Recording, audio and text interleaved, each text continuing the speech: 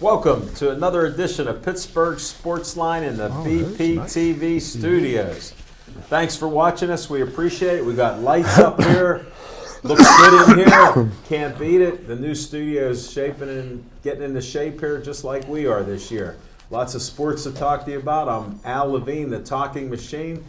I got Chip Hayner with me and Smoking Jim Frazier. The crew's all here this week. And we got plenty to talk about, don't you worry. Thanks for watching us on Comcast 7, only in Bethel Park.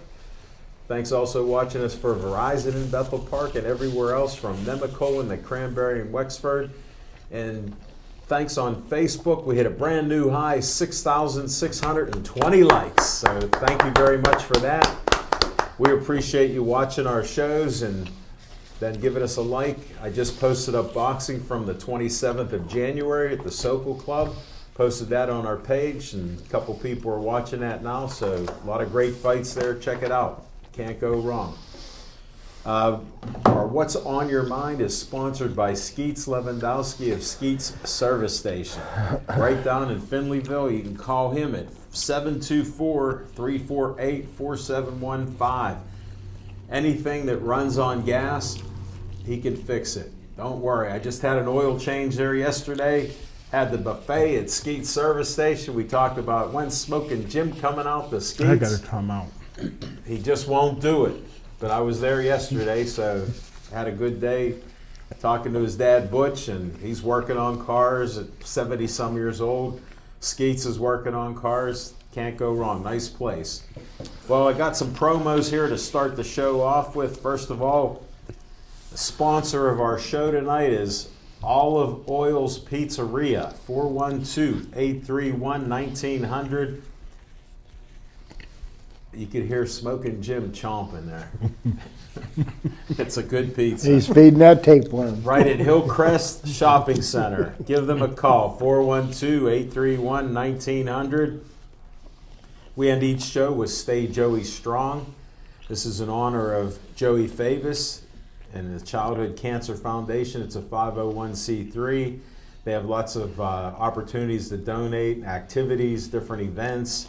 Check them out. It's just a shame when you get diagnosed with this DIPG, you get less than a year to live, and it affects all these kids. It's just terrible. Another promotion is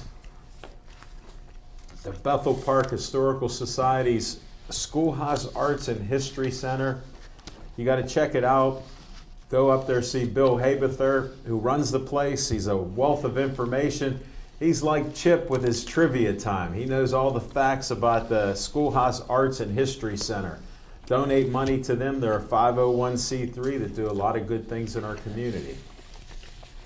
Next, if you need money for your group or organization, $100 to $5,000, contact bpcf.org. That's Bethel Park Community Foundation. They have money for you and your group in Bethel Park. Again, that's bpcf.org.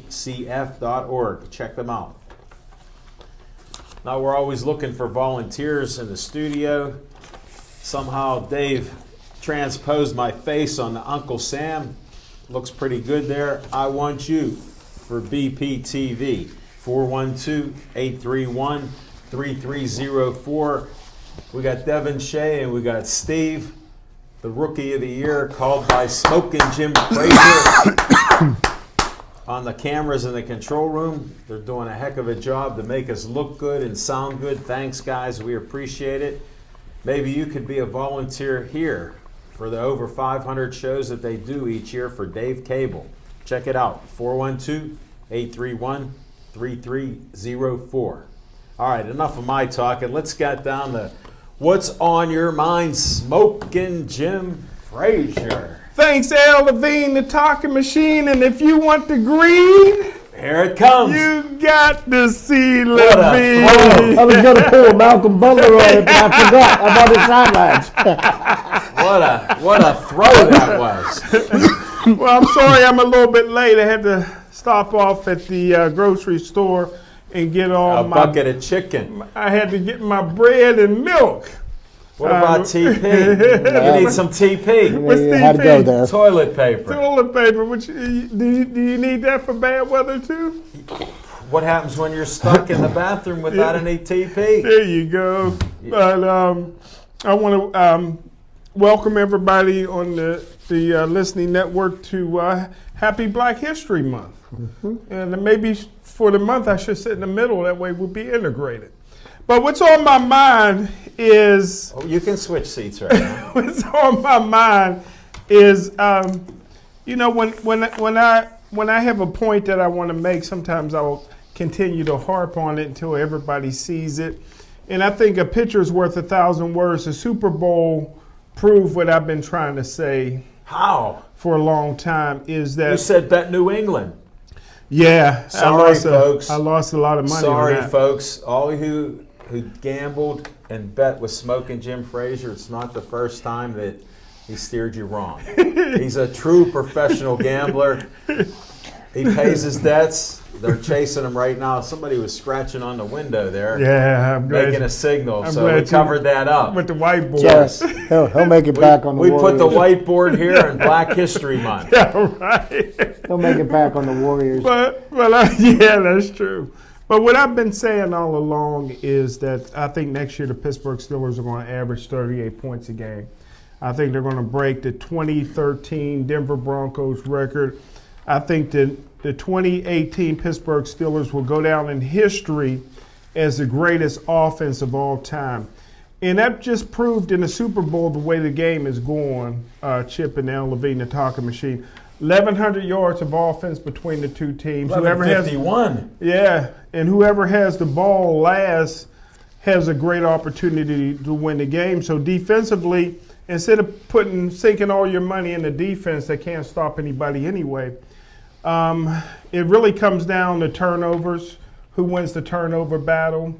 Philadelphia won that by getting Brady to turn it over late in the game. He definitely would have scored then.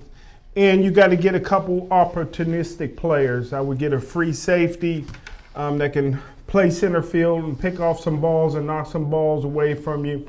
And I would try to get a dominant, even though the Pittsburgh Steelers led the National Football League in sacks. Yeah.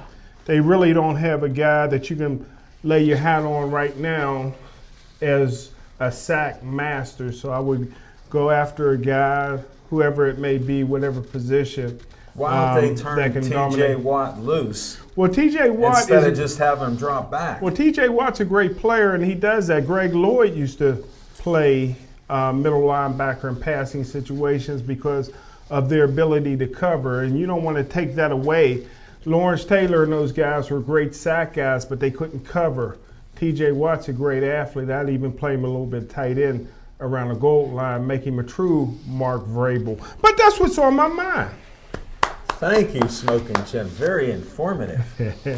And welcome aboard to Black History Month. Thank you, sir. We'll hear more, I'm sure. All right, Chip Hayner, what's on your mind? Now, several things before I get on to really what's on my mind. But if one thing was proven about this year's NFL playoffs, offense wins championships. Yes, the number one defense got 42 points hung on them by the Steelers in a winning thing, and the Patriots moved the ball against them in the second half at will. And, so pretty much professional football is turning into college football. We're going to start seeing football games with basketball scores, but that's what people want to see. So there's that. Thank goodness for the NFL and Roger Goodell. They finally evened the playing field. The Philadelphia Eagles only had to beat the New England Patriots this past Sunday. They didn't have to beat the referees as well. So when no flags are thrown, no penalties are called, no plays are overturned, isn't it funny how the outcome changes for the New England Patriots? So congratulations to the NFL.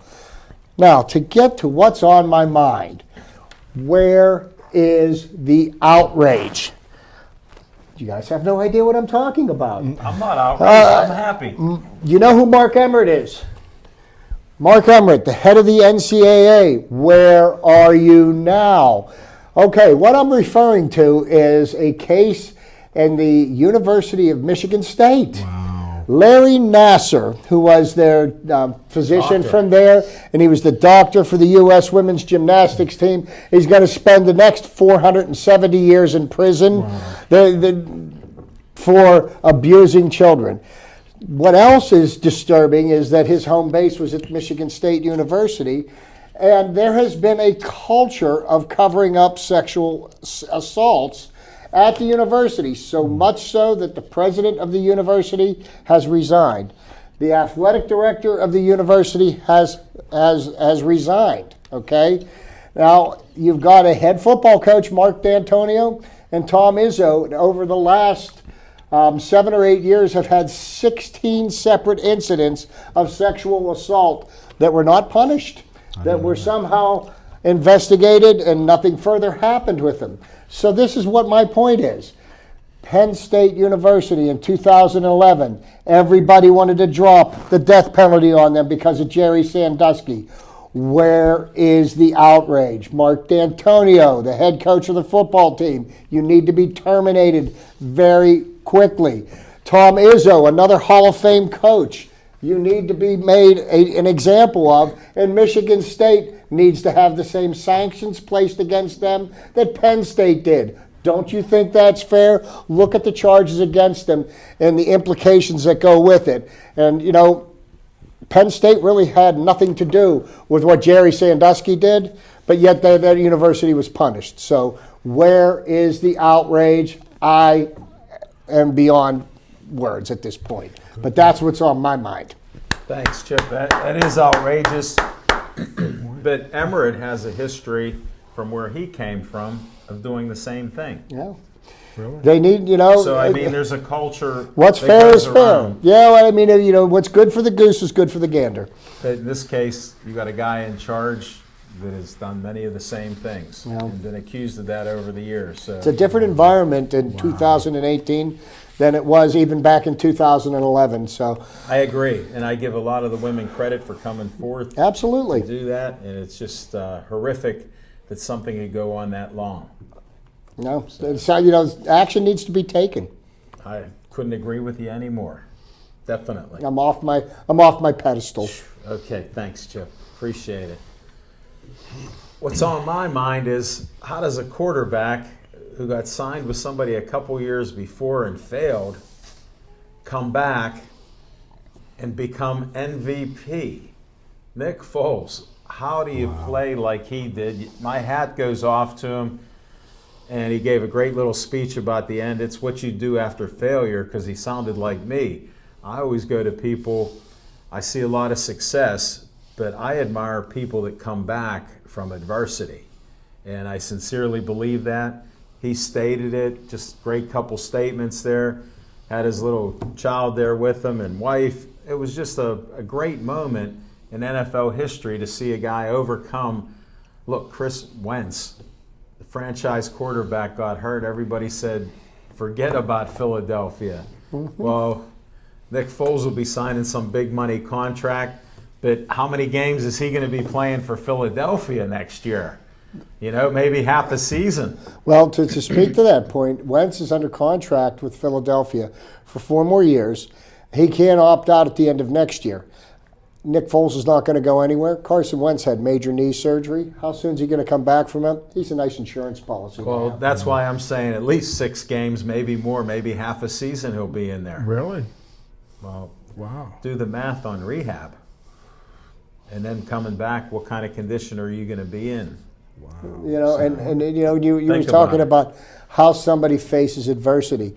You know, one of Jim's favorite boxers always said, everybody has a plan until they get punched in the mouth. Yeah. Well, he got punched in the mouth, and he somehow figured out a plan. And you know what? It just speaks to... How about first quarterback ever to catch a TD pass in the Super Bowl? You know, first ever. You know, and your man Brady dropped the ball. You look he came close to catching it, though. Well, but his one hand was still taped up. Yeah, well, he jumped about 5 minutes too early for that. Well, that's what's on my mind. We're going to be back with some fiction and fact from Smokin' Jim's Almanac. I can't wait.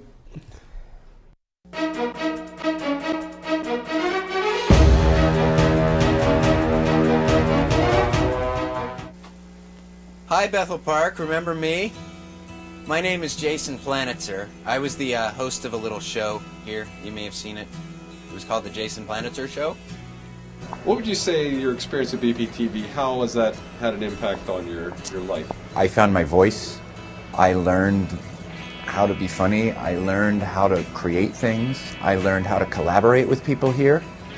I developed an interest in film and comedy and making videos. It stuck with me. It continued through my life. I got into working on motion pictures. I now I'll produce small videos. I'll work with producers on commercials, television projects, feature films. I scout locations on TV shows and movies, which involves me reading scripts, finding the locations that need to be shot, and collaborating with the director and production designer to find the perfect spot. It all started at BPTV for me.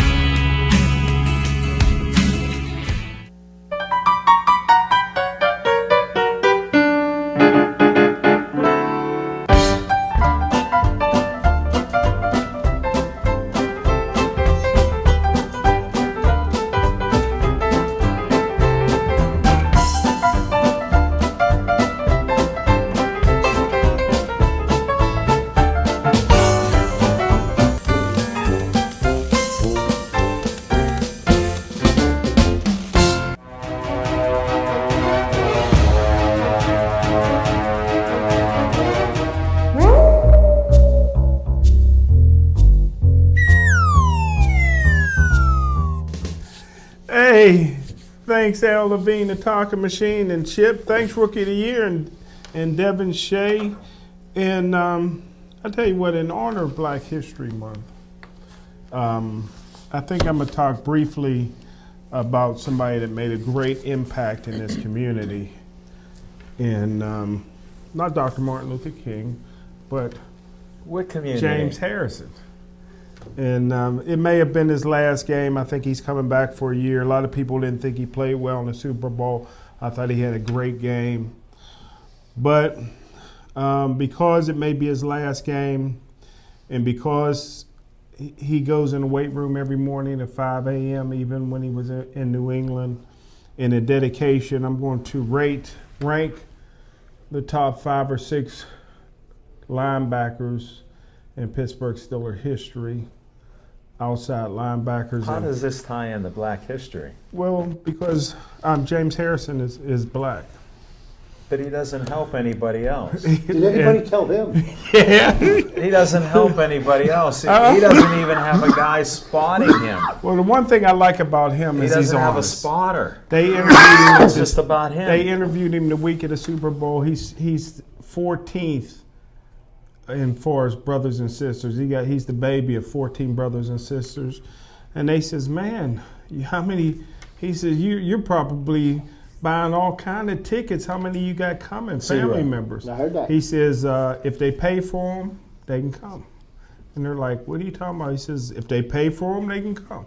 He says, "I established that my rookie year." He said, "I don't pay for hotels and air flights and tickets. Well, if he they pay for showed- them, they can come." He showed throughout his career in Pittsburgh, a great player, great one-dimensional sacker. Yeah. But he never had it helped anybody else to overachieve. He just showed what he does.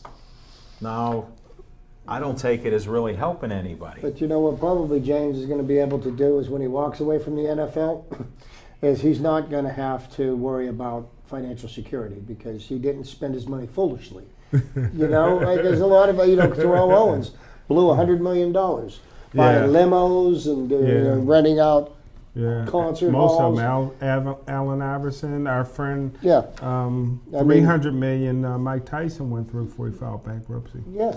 But real quick, I don't want to slow anybody up, but No. We're waiting for your point. a guy that I feel should be in the Hall of Fame, Andy Russell. I got him right around 5th or 6th, still an all-time great. outside linebackers. What color is he? Andy Russell's white. This is He's a Black white History player. Month. And gray hair. Did anybody tell him? Yeah, that's it. I would say the fourth or fifth greatest outside linebacker in Pittsburgh Steelers history would have to be James Harrison. Next, for number 4, I would have to put Joey Porter in at number 4. Number 3 is tough. He didn't play that long, Mike Merriweather, so I'm not going to include him in there. But I would say number 3 would be Greg Lloyd. Number 2 was really hard to come up with. Kendrell Bell was a middle linebacker, didn't play that long, but outside linebacker number 2, you have to go with Jack Ham. And number 1 is T.J. Watt, greatest outside linebacker, in my opinion, that I've seen in the Steelers. I never heard you say Lambert. Then we're talking about he's outside middle. linebacker? Yeah, just outside. Outside linebacker? Yeah, just outside. Lambert was middle. I would arguably, I think Jack Ham is one of the best outside linebackers yeah. I ever saw. Greatest. But that was before sacking was so much of a statistic. He always covered his man. Nobody ever got to the outside on him. He never missed a tackle. Great interceptions. You know, and I mean he covered what he was supposed to cover. He was always in the right place. Great. And Smoking Jim, I got to interrupt you. Top 3 of all I time. talked to a definitely. friend of mine today, a banker that knows sports inside and out, and we mentioned Jack Ham Yeah. because he met John Kolb.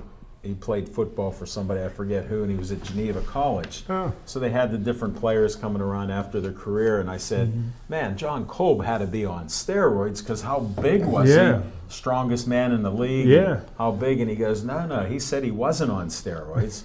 And I said, well, that's okay. But he explained how hard he worked. He goes, some guys work their muscles to get size, some go for strength. So he goes, I go, what about Jack Ham? I said, I met him. I'm about as tall as he is, average weight. You know, I'm like, how's this guy in the NFL? And Jack Lambert was like 220 at the most. I met him. Right. I'm like, how are these guys in there? He goes, I got a Jack Ham story for you. Okay. John Kolb's telling this story. All the guys that are weightlifters are all there. The linemen are all there. And they said Jack Ham used to always bust their chops and, you know, make comments. Really? And he come into the weight room one day and they're pumping. They did like a pyramid thing. They did like 300 pounds and 250, then 200, then 150. And they had 350 on a bar. And somebody goes, you know, Ham made a smart remark and he goes, I can do that. They go, look at you. There's no way you can lift 350 pounds. He goes, I'll bet every one of you that I can do it. Just like that. He stunned him. So John Kolb's telling the story. He goes, Ham goes over there and pumped the 350. He goes, did he? The guy forgot how many times he did it or whatever. Wow.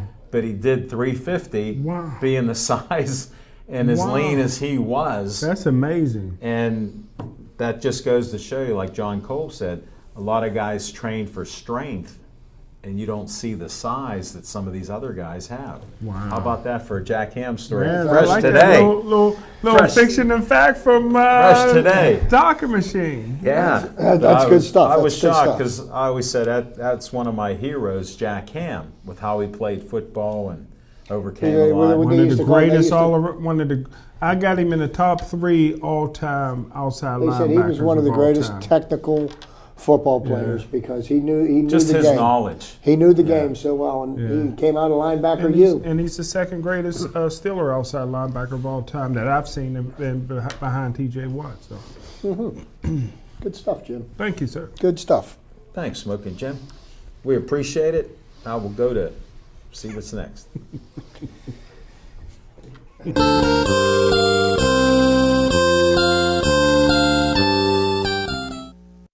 Okay, so Chip's trivia time, and Jim made mention of Black History Month. Well, because Jim made mention of it, I'm going to make mention of it, and I found out something that I found that was absolutely fascinating. I'm absolutely certain you had no idea of it. I'm fairly certain that you never heard of it because I hadn't heard about it prior to today. 10 Teddy Ballgame. You know who Teddy Ballgame is? Oh, Ted yeah. Williams, one of the greatest hitters that ever Oh, played yeah. the game, arguably the best hitter that ever played the I game. didn't hear him. And the last player to bat 400 for a season. Sure. Okay? So Teddy Ballgame makes a difference for Negro Leaguers to enter the Hall of Fame. Were you aware of this? Okay. Ted Williams on his Hall of Fame induction speech. I'm Okay? aware. Yeah, I had heard this. Here's what he said on July 25th, 1966. This was in the midst of the Civil Rights Movement. Okay, the other day, Willie Mays hit his 522nd home run. He has gone past me, and he's pushing, and I say to him, "Go get him, Willie." Baseball gives every American boy a chance to excel, not just to be as good as anybody else, but to be better. This is the nature of man and the name of the game, and I hope someday Satchel Paige and Josh Gibson will be voted into the Hall of Fame as symbols of the great Negro players who were not here because they weren't given the chance. Ted Williams said that? Ted Williams Yeah, I'm said aware that. of that. Monty Irving, who's one of the greatest outfielders that ever played the game, played with Willie Mays, still vividly remembers his reaction to those words, spoken unexpectedly, uttered from a podium in Cooperstown, New York. With the entire world listening, he said, "I was surprised. I hadn't known that's how he felt," says Irving, a spry 82-year-old, 46 years after the end of his belated 8-season Major League career. But I was so happy that he did. What Williams said, and a lot of others were thinking, but he said it, and it paved the way and made it easier for a lot of Negro League players to get into the Hall of Fame. So that takes me to a list of the Negro League players that have made it into the Major League Baseball Hall of Fame. There's some good white people out there. Yes, there are. Yes, there are. So here, I'll give you the player's name and the position that he went in for as a member of the Negro Leagues. Hank Aaron was a shortstop for the Indianapolis Clowns. Cool Papa Bell was a center fielder for the Homestead Grays. Oscar Charleston, a center fielder for the Pittsburgh Crawfords. Ray Dandridge, third base for the Newark Eagles. Leon Day, pitcher, second base, outfield for the Newark Eagles. Martin Dingo for the New York Cubans. Larry Doby, who was the first African-American player to play in the American Leagues for the Cleveland Indians, but he went in for the Newark Eagles as well. Bill Foster and Rube Foster, both for the Chicago American Giants. Josh Gibson as a catcher for the Homestead Grays. Monty Irving as a shortstop for the Newark Eagles. Judy Johnson, third base for the Homestead Grays. Buck Leonard, first base for the for the Homestead Grays. Judy Johnson played for the Hillsdale Daisies. Pop Lloyd, shortstop for the Chicago American Giants. Willie Mays played in the Negro Leagues. He was a center fielder for the Birmingham Black Barons. Satchel Paige for the Kansas City Monarchs, a pitcher. Jackie Robinson, who broke the color barrier in the National League, and for all of Major Leagues, a shortstop for the Kansas City Monarchs. Bullet Rogan, pitcher for the Monarchs. Hilton Smith, another pitcher for the Monarchs. Turkey Stearns, a center fielder for the Detroit Stars. Willie Wells for the St. Louis Stars, and Joe Williams, a pitcher for the New York Lincoln Giants. And I want to go through this, and I feel it's fairly important, and I'll take a few extra minutes if I may, but I'll try to do this as quickly apart. I gave Smokin' Jim a Negro League baseball book years ago when we first met, read it. and he only got to 19 pages. Okay, so we did. I'm aware of this stuff for years. Why did the Splendid Splinters say it? What prompted Williams, baseball's last 400 hitter, to devote 64 of an economical 527-word speech to a subject that was hardly a burning issue of the day?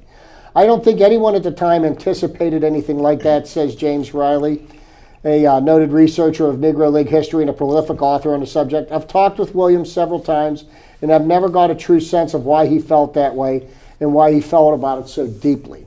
It's unlikely that personal experience fueled the sentiment. Born and reared in San Diego, a precocious rookie star in Boston by 20, Williams had little personal exposure to the prejudices that had excluded black players, and he certainly wasn't venting pent-up frustration from years of playing with these delayed athletes. Not until the season before Williams retired in 1969 did the Red Sox become the last of the 16 major league teams with an African American. His name was Pumpsie Green. Never heard of it. See, I'm sure you haven't. I think Ted has a natural affinity for the underdog. He was prompted by that. Chances are Williams, ever the iconoclast, simply intensely wanted to stir it up, and to his credit, he used his forum for a noble cause worth storing. Williams was the first to say it, and for someone of his stature, so respected to the game, to take time out of his shining moment to recognize from his platform that there was a problem. It sheds light on him as a man, says Ray Doswell, curator of the National League, or the Negro League Baseball Museum in Kansas City. Did you know the museum was in Kansas City, Jim? No. Okay. When someone that respected speaks, people listen. What Williams said served as a message not only to the people who make decisions, but to fans as well. It definitely had a positive effect on getting Negro Leaguers into the Hall of Fame. And Bowie Kuhn, the manager, or the commissioner of baseball, on June 10th, 71, the Hall of Fame created a committee to select for annual induction players who had been at least 10-year veterans of the Negro Leagues and were ineligible for regular Hall selection. In order, the Negro League Committee enshrined Satchel Paige, Josh Gibson, Buck Leonard, Monty Irving, Cool Papa Bell, Judy Johnson, Oscar Charleston, Martin Dingo, and Pop Lloyd. The special committee was dissolved in 1977, and it went on to the Veterans Committee to elect the rest of the gentlemen into the Hall of Fame. The bit of history casting Ted Williams as somewhat of the Abe Lincoln of Negro Leaguers remains largely overlooked. His speech is part of our exhibit, says Doswell, the museum curator, and visitors always remark that they're surprised that he said that. It's an awakening for them. So I found that to be extremely fascinating. Yeah. That's my contribution to Black History Month. And I may delve into more of the individual players and some of their statistics as we go through the months to continue the celebration. Thank you, Chip. Appreciate that.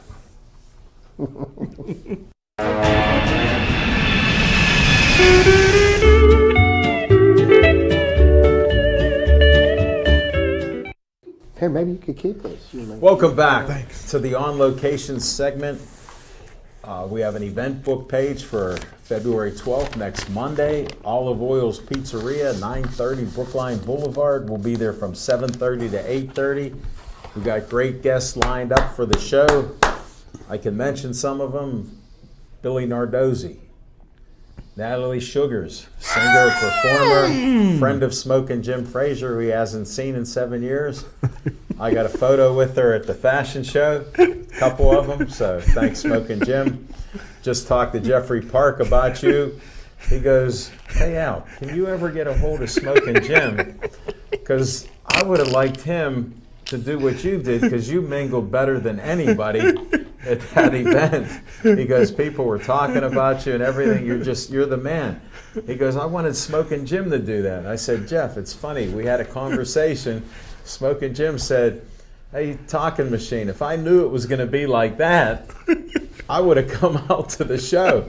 So I said to Jeffrey Park, I said, my man Smokin' Jim, most of you know him as one of the best smiles in the media, one of the busiest media guys. But he told me when I first met him within a month of the show that he had a split personality. And I go, my man, I can work with anybody. He goes, no, I'm serious. He goes, Talking Machine, I'm a mama's boy, and I stay at home a lot, watch plenty of games on TV, football. I watch at least one or two films a day on football. And he goes, I only go into my Smokin' Jim persona when I'm out in public where I'm loud and boisterous. And that's what you've seen here. So I had to share that. But On Location will be February 12th, Olive Oil's Pizzeria. February 19th, Jeffrey Park, owner of Hollywood Lanes, is posting an event page. We'll be there on the 19th with the Wildcats football team, champions 2 years in a row from down in Daytona Beach. They'll bring their trophies in. And I got another guest, the local Dormont kid that played for Pitt. Smoking Jim might know of him, but I know his family well, know him from when he was a little child, playing with young Bruce Gratkowski in sports. His name is Joey Del Sardo. Oh, yeah. He's coming on to our show. He'll be there, and he grew up in Thomas Dormont. Jefferson went to Thomas Jefferson, right? No. Oh, the other Del Sardo went there. Yeah, Now you were he going was to Seton Keogh, LaSalle, so. Seton LaSalle? Yeah. Across the street. But Joey played for Pitt for years, was a good receiver there. Yeah. I worked with his younger brother, Ralph. He worked at the Post-Gazette with me and became friends, so he may stop down. Bruce Gratkowski, their uncle, who I grew up with, the old man, he may be at the show, so we'll see what happens with this. Wow. But he comes from a great sports family, the Del Sardos. His dad played baseball up into semi-pro leagues, and great athletes in the whole family, so they'll be out there. And I have a kid that had a heart transplant, this Joshua Kroll. His uncle is, I think his second cousin is actually Jack Mook of the boxing gym, Jack's Boxing Gym. So he's related to him. He had a heart transplant a year and a half ago. He's playing basketball. I didn't get for what school, but the kid, if you saw him, you wouldn't realize that he had a heart transplant. He just never gave up, said, I want to play ball, and I don't care what you do, but I'm playing ball. And the doctors went on board with him, said they never saw anybody act like that and get back to the basketball court and remain an athlete. What school? I don't know. What's his name? Joshua Kroll. Cool. Wow. Yeah, so he'll be on the show there. So we got the guests lined up, and that'll be on the 19th. So check out On Location. Got a little off subject, but it's fun to have some downtown Dormont guys and their families come on up. So we'll have a good time. See you at 7:30 to 8:30. Hollywood Lanes, back in business there.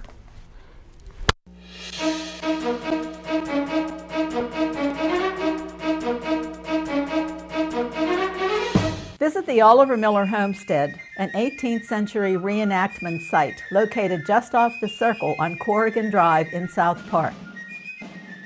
Self-guided tours are available each Sunday from May 1st until December 8th from 1:30 until 4:30 p.m. with guides in 18th century garb located around the grounds to answer questions and to give information. Your tour will begin in a reproduction bank barn where displays give information on the movement west. You will also see the Miller Still and learn about the production of whiskey and the importance of it and of the Whiskey Rebellion to this area. Follow the Miller Trail up the path and visit the transportation shed, demonstration shed, forge, a reproduction log house, the original spring house, gardens, and finally end at the stone house. Each month, the guides host at least one special event. The homestead is also a great place for tours, tailored to the needs of school-age children, scout groups, or adults.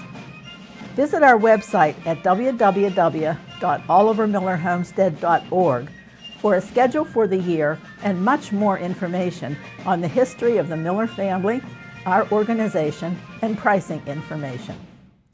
One of the things we do at BPTV is encourage our producers to film on location. Not only does shooting on location give our producers the opportunity to take advantage of their subject matter, filming in different locations gives each program its own distinct flavor. This also helps anyone who's flipping through the channels avoid confusion when they turn on BPTV. With around 500 programs produced at BPTV each year, the last thing we want people to think is that we're only broadcasting one program. So, you need to come into BPTV to pitch your TV show, but in terms of where you actually end up taping your show, the sky's the limit.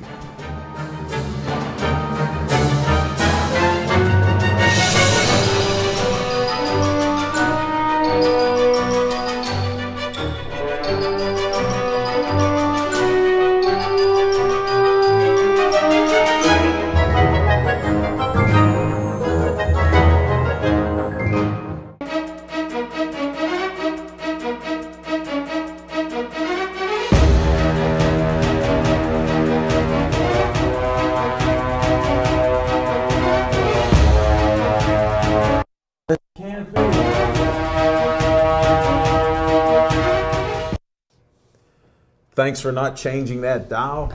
Chief, I hope you're eating your dessert and enjoyed your dinner. And all the rest of you that are watching our show, we appreciate it. I know the Penguins are playing. And the Vegas Knights are winning 1-0 in the first period. I know, Come on, I heard Pens. that. And good luck to Fleury. I hope the Penguins win the game 2-1. No harm there. Well, we got some Penguin talk here. Penguins have been playing much better. They won 9 games in January. They're in second place. What a comeback from being out of the playoffs. Well, you know what? As well as they have played, they're still only 4 or 5 points out of last place. Well, it was 6 That's points. how on that. that's how tight their division is. But to speak about something even more incredible, the Las Vegas Knights are the top team in the Western Conference right now. They're an expansion team, and they are playing lights out hockey, and Marc-Andre Fleury is one of the big reasons why they are. And they already have more wins than any other expansion team, right? Yeah, that is correct. And they look like they have a team that may have some legs when they get to the playoffs. They got a winner in goal. They sure do, and it was such a shame that Marc-Andre had to leave Pittsburgh. But He didn't have to. yes, he did. There's If you enough look at money the for salary both. cap, Jim, it's an Enough economic money. thing. I know you don't deal with facts very often, but they had a salary cap issue. They couldn't afford to keep him and be able to get players for their third and We fourth wouldn't lines. have won the cup without Fleury last year. I Or the agree. year before. Sure. Or in 2009. Exactly. But, I mean, kudos to him. I'm glad he's doing well. And they I going to win heard the game some of- tonight without him. Some of his stats are great. Well, we'll see what happens, Smoking Jim, since you're a big hockey guy. We'll find that out later on when we get out of here. But I'll thanks find for it out when staying I- tuned to our show. when I You can wake go up. back and forth between watching the Penguins and Vegas there. I mean, what an event with a team in Vegas. Oakland Raiders will be in Vegas, in 2 years? Wow, Gruden being there. What do you think about the Gruden get? Well, we're talking about That's we're, all we're right. talking about the Penguins, but the Penguins, Evgeny Malkin was the top-rated player in the NHL for the entire month of January. Unbelievable. And he was the #1 player for the first week of February as well. Evgeny Malkin is putting the puck in the net, and he is playing the way they're paying him like a superstar. That's what the Penguins need. Their stars need to be stars right now. They are And in same it- with Sidney Crosby. and they're in a dogfight right now. They need every point they can get going down the stretch run here. The other day I saw they were 4 points behind the Capitals, and they were 6 points from being out of last place. Right. So I mean, the Metro Division's the tightest division in all of hockey. And and Very competitive. And the Penguins, they get every team's best game every night because they're the 2-time defending champions, and everybody. I have That's to- not a night that anybody takes off when they play the Penguins. Good point. I have to give credit to Sullivan, Mike Sullivan being their head coach.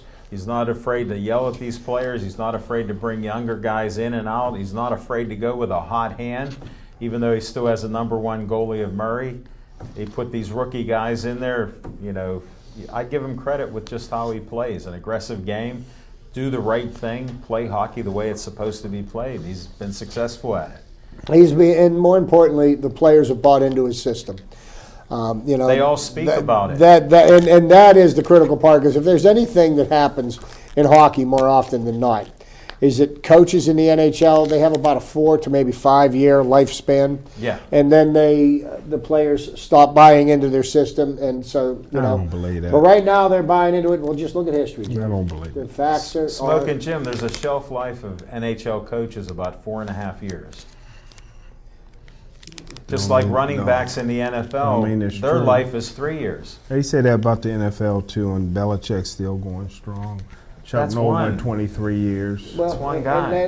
let me explain. But George that's professional. George Hallis went about 50 years. Well, here's He owned the team. Speaking of Bill Belichick, okay, this is just an interesting little fact that I picked up on. The Fiction. last time that Bill Belichick lost his offensive coordinator and defensive coordinator after a Super Bowl game, it took him 10 years to win another Super Bowl. Okay? He lost his offensive coordinator today. His defensive coordinator will be the head coach of the Lions. He won't Josh get that one. McDaniels will now be the head coach of Colts. Andrew Luck. Really? Yes, he's going to be in Indianapolis. So, it's going to be up to, let's see how much of a genius Belichick is, or does he want to start from scratch all over again? Really interesting to see what happens in New England this year, winter, or spring and summer. Well, we thought they were vulnerable. Obviously, they were, except for Smoking Jim. Apparently, there's something going on, and everything is not all happy.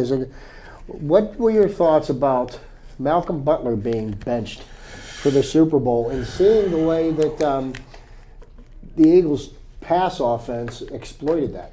Well, they probably lost a football game by not playing Malcolm Butler. A lot of it was extended from he was sick, and then he went to a Rick Ross concert, and but you can't pass that up. Who is Rick Ross? And they say it was a little bit of weed involved, but a little. With NFL guy, don't have a little bit of weed on them, but for them to let him know right before the national anthem, well, that's one way to get a guy to cry during the anthem. And then after the anthem, let the backup know that he was going to start. I thought that was unfair to the team. I mean, if you have team rules, I understand that. I'd have made him a healthy scratch, or I'd have played him in the Super Bowl and find him afterwards. But I think you hurt your team. This is a guy that played 98% of the snaps this year. Yes, he did. He was your best defensive player, and you really needed him. That first touchdown game, that Alshon Jeffrey caught was right over. That was Yeah. Butler's man. Yeah, it's good coverage by the other guy, but him and Butler in there together would have gave him a better opportunity than just him getting burnt.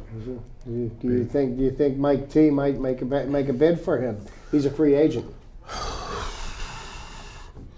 Well, I think he would fit into Pittsburgh's. There's a need there for the Steelers to have a guy like that, but whether or not they can pay him, he's making a pretty good penny. And it depends on how much cap room that the Steelers have. Oh, they got plenty of cap room. They can pay him You know what? nobody. Maybe not. Doesn't it increase Maybe this not year? as much as you might think. The team with all the cap room, a team that's got over $100 million worth of cap room is the Cleveland Browns, but that's what 0-16 does for you.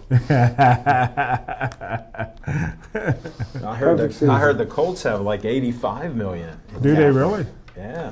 And they've So got. if Andrew Luck comes back, they can get some good players. And I think around him. they've got the third pick in the draft. Yeah, they do. Do they really? Yeah. Yeah. Yeah. The first pick is Cleveland, then the Giants, I believe the Colts, and then the Browns again. Maybe. Well, I guess Eli will be back because he made that commercial. With, There was rumblings. Did you see that I commercial? Yes, heard that terrible. Blake Bortles is getting his surgery on his wrist. Who? Blake Bortles. Oh, You're okay. here. Okay, and One of the greatest quarterbacks you've I've ever heard seen. rumors that Tom Coughlin may be interested in bringing Eli down to Jacksonville because the Giants may be going after one of the top three quarterbacks, supposedly Josh Allen, the kid from Wyoming. Yeah. Well, if Coughlin brings in Eli Manning, he's starting to suffer through old timers and. Well, here's the thing. Blake Bortles, he has not proven that you can give him the ball in the last 2 minutes of the game and count on him to win the game for you. He's no Tom Brady, obviously, and he does make mistakes in that vein. He's a good game manager, but he's not a quarterback that you can put the game on his shoulders. In and your have him win. opinion. No, it's just In my your Jim opinion. has the opposite opinion. In your opinion. He yeah. wrote on Facebook he's one of the greatest quarterbacks in the He NFL. reminds me of Tebow. He gets the job done. Where's Tebow now? He got Oh, he's going to be in the blacklisted. XFL, right? With old Vince McMahon. Is he? Is he Oh, going to go there? who knows? He's going to be suplexing people in the 50 Well, he's yard line. baseball. He may be in the Hall of Fame. Maybe somebody will be saying what Hey, Tad Williams said about Speaking of Hall of Tebow. Fame, what's your thoughts on the Hall of Fame? Whew, that's good. I'll let Chip go first on that. Well, here's what you did: we elected into the Hall of Fame one of the biggest malcontents in NFL history. Okay, there wasn't a single team that he played on that he didn't alienate everybody on the team, as well as his coaching staff. But like you said, he deserves to go, though, right? His stats. Well, that what is your criteria for getting into the Hall of Fame? Because I personally think that it has to be more than just straight statistics. Okay. As long as Hines Ward never gets in, You I'm know. fine. Now then, you've got Randy Moss, who could have arguably been one of the greatest receivers of all time And he was. when he decided to play. Okay, because he would take plays off That's when true. he didn't feel like it. He just didn't do it. So does that, to me, is that somebody that warrants immortality in the Hall of You Fame? calling the brother lazy? My humble opinion is that he disrespected the game. Okay. Terrell Owens, in my humble opinion, he disrespected every single teammate he ever had. Would you have voted for those two to get in? I would have made them wait. Okay. Not right now. I would have made them wait. The biggest uproar I heard about people being elected into the Hall of Fame was for the person that was involved in a double homicide in Atlanta. The greatest football player of all time, in my I don't opinion. know about that. You know, In my I mean, opinion. he. They got a you know, statue of yeah, you know, him outside you the know. Let me stadium. tell you something. Ray Lewis was a great linebacker, but they padded his stats more than anybody else. I mean, since Wendy, I mean, the guy got 25 tackles a game, and he only played 18 plays. You know, so the statistician for the Ravens. The statistician for the Ravens did him more favors than anybody else. But, you know, Ray Lewis, you know, for what he did on the field, you know, now O.J. Simpson, you know, we all believe, and I'm only did. speaking of my opinion. I did. believe that he's a murderer, okay? But that happened long after his playing career and long after he was enshrined into the Hall of Fame, okay? So, I mean, there were more people He's that are still upset looking about for that. the main suspect. He sees him every no, day he's in the not. mirror. They told him, go find that suspect. No, he's looking for that white suit. He's looking for the white suit, and I swear he saw somebody wearing it downtown. He was after him. He was hot on his heels. No, he's just... But you know, so okay. The NFL has brought the. Now here's the interesting thing: you've got the NFL Hall of Fame, and you got people making all this fuss about the, you know, Terrell Owens and Randy Moss, and you know, so they're into the Hall of Fame. Okay, the people that voted have spoken. Now I look at the Major League Baseball Hall of Fame. Yeah. Okay, and you look at. Let me first get my opinion on the NFL Hall of Fame before we jump to Sure. baseball. For Faneca, Hutchison, and Baselli, three great offensive linemen not to get in, I think, is a travesty.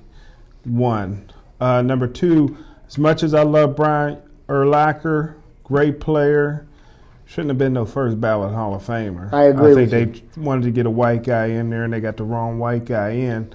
Bobby Beathard, one of the most overrated general managers, couldn't win nothing after. Do you think Robert Brazil Gibbs. was a worthy? Yeah, Brazil should have been in. Brazil was a great player. I remember he he should played have- for the Oilers Yeah, he back in the late '70s when the yeah, he Steelers was- used to battle yeah. every year. He got hurt being a Negro. That hurt him. So he had to wait for a while. But I as think far- Flanagan getting in was a travesty. I think Faneca, I Baselli, think and he Hutchison. was. Those He may three. not have been a first ballot, but you look at his three credentials: 9 I think straight he lost years. too much weight. I think he lost 9 too much straight weight. They don't years. even see him He was an All-Pro 9 straight years. Yeah. I mean, you know, and he switched positions. Okay, when Did he? Yes, he did. And remember the one season somebody got hurt, and he Yeah. went from guard to tackle, Yeah, or he tackle did a to great guard, job, one of too. the Guard and, to tackle. and he played at an All-Pro level. Yeah, You know? played at LSU with Kevin Falk. And Kevin Falk announced that he was coming, that he was turning pro after his junior year. And Faneca's in the back of the room with a flannel shirt on and with one of those broom straws in his mouth and says, "Me too." They're like, "Me too." What? Nobody even knew Faneca. If Falk moved him so much with his speech, Faneca said, "Me too." So they lost 2 players off that team, man. So okay, now you look at the Major League Baseball's Hall of Fame. Mm-hmm.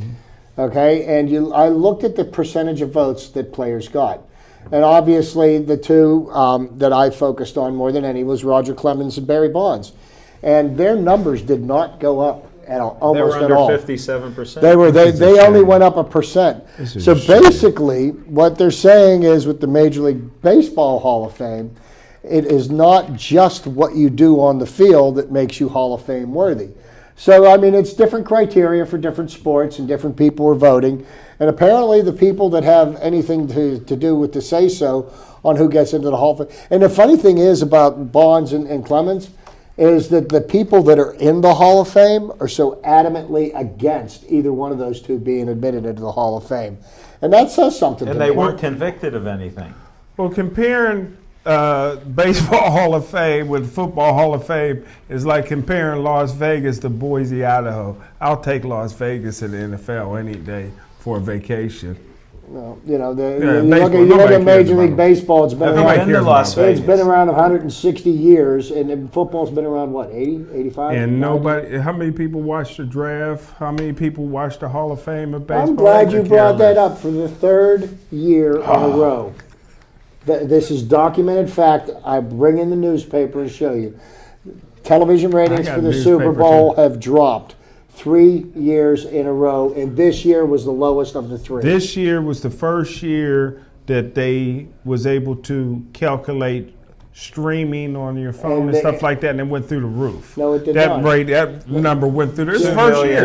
year. Jim, 2 million people. Jim, obviously you don't We're read the watching same. streaming. You don't read the They same. lost 8 million. They lost 8 million eyes, but 2 million were on streaming. So do the math. You The had fact 8 of the million matter more is, Jim, watching on TV, and now you got 2 million Ratings streaming. Is it are still the continuing highest to- rated? Is it still the highest rated championship? The Answer that, please. Is it Of still all the- time? No, No. no, of all the sports currently. Yes. Okay. Okay, The I'll laws give we- you that. Well, no, not Oh, we not forget even that. close. It's not even close. What gets more? The World Cup. It gets billions. Yeah, It gets billions, yeah, it does. right? That's football. That's football. Different kind of football. There you go. You got Yeah, to. see? Just flick through No, and stop. but you know But all what? I know is NBC paid $3.3 billion to show the game on Thursday night. Man, that's powerful, brother. You That's know, powerful. that's powerful, and I am not a fan of Thursday night football. $3.3 billion. I'm still not going to watch Thursday night football. I just am not. I don't. I totally. Let me against tell it. you the power of $2 billion.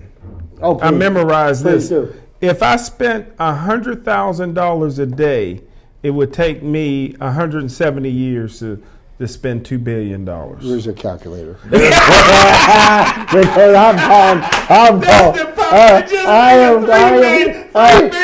I'm calling BS on that one. Right now. Where's my abacus? Where's my abacus? Hey, folks. We have fiction and fact, and now we got the calculator by Chip. I learned that in my economy class. I Yeah, almost took my I'll tell you what. When I get at my Micro- Where desk, did you go to I'm then? gonna sharpen my pencil tomorrow morning when I'm at my desk. I'm gonna dig into these numbers. 170 years. $100,000 a A day. day for 170 $2 billion. years. $2 billion. I'll Okay. $2 billion. All right, I got the equation. Wow. Folks, I hope you enjoyed this. Unbelievable the facts that you can learn on I'll tell you. Pittsburgh Sportsline. I love Jim Frazier. He's a man that I enjoy seeing every week. We got a young man in the control room with micro and macroeconomics. We'll bring him out after the show to He got a find out. calculator too. You're my man, We'll see Jim. what's going on after this show. Thanks for watching. Thanks to Dave Cable and the Bethel Park community for public access TV on Comcast 7 only in Bethel Park, Verizon 32 from Nemacolin to Cranberry, Wexford, and all points in between. I'm Al Levine, the Talking Machine, Chip Painter, Smoking Jim Frazier, and we want to thank you for watching and stay Joey strong.